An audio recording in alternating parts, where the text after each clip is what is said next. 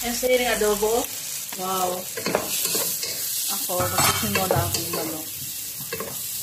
Tapay, grabe po ni mga kamatis kadag ko. Mura man ka ng chicken. Ganito dapat, guys.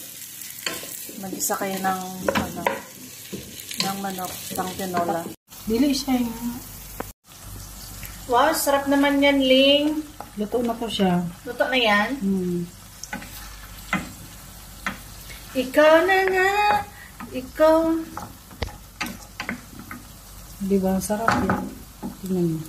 Baby ko, kamusta ka na? Ipapakanta na lang ako sa adobo mo, Ling. Wow, sarap.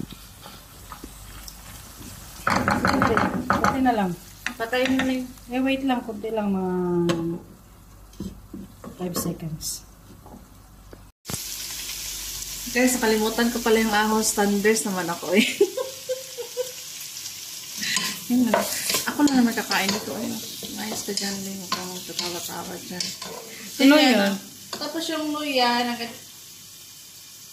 na ganito kalalaki, ilagay. Mayaman sila sa luya. Ganyan, o. Kasi sabi niya, bakit ka pa magawa na sa labat? Sa sabaw na lang ng tinula na manok, mag-inom tayo na sa labat. Ayan na, guys. So, ganyan na siya. Ang yaman ni Ling. Mayaman talaga siya dito sa mga labas. Sayang naman ito kay ganyan lang. Na lang ito, dalawang mumbay. Ay, kalaki na. Alright. May mekos mo lang yan. Ganyan, o. Ganyan. May mekos lang siya. Saglit lang.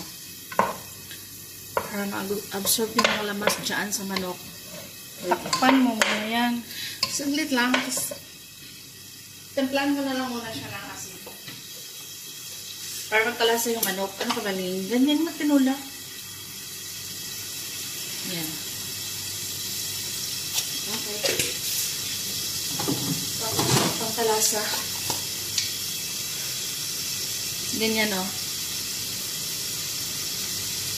Okay. Tapos, para wala na yung natin mo ba siya ng black pepper? Kunti lang. Kita ko man yun sa Facebook. Tapos, ganyan lang siya. Tapos, mix mo siya ulit. Lagyan mo siya ng black pepper nga buo.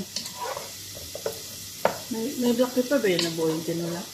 Sabi ni Missy, wala. Ganyan lang daw mag-tinula. Naruan ako ni Missy.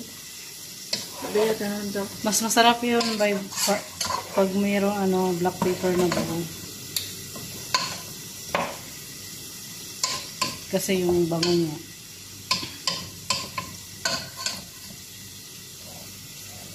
Takpan mo natin sa saglit.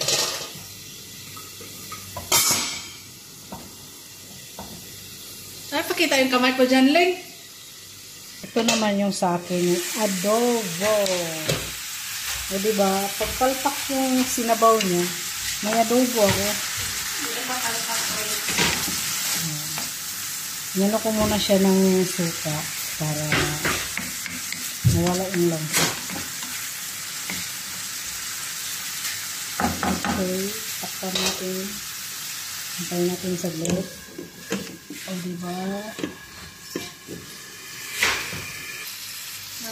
Ubus mo ito eh. Subs mo na ba eh.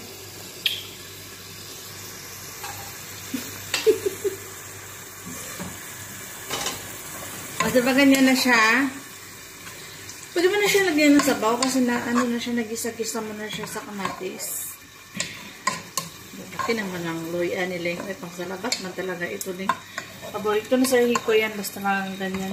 Maraming salabat. Maraming luya. Lagyan na ng sabaw. Kasi parang natitigan ka na sa sabaw. Naka ng sabaw-sabaw. Dapat magsabaw. Ganyan lang. Konti lang. Damihan mo pa kasi ano mo yan. Magpalata ka ng manok. Tama.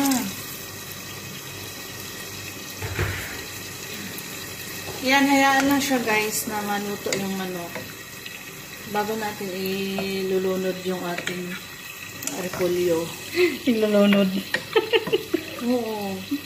Ilagay. Ay, ilagay pala. Alam mo naman na ako na mahirap yung Tagalog to. Ganyan siya. Takpan. Namihan sa mga doubling ay asa recipe.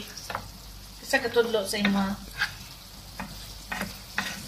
Sa si Missy to nagtudlo sa ko sa tinula. Ano daw magtinula. Kawin mo ha sa na isa katudlo sa ima. Si Ate Fash.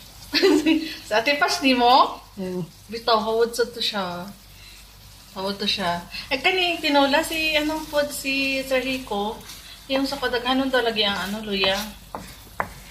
Si Ate Fash nagturo nito.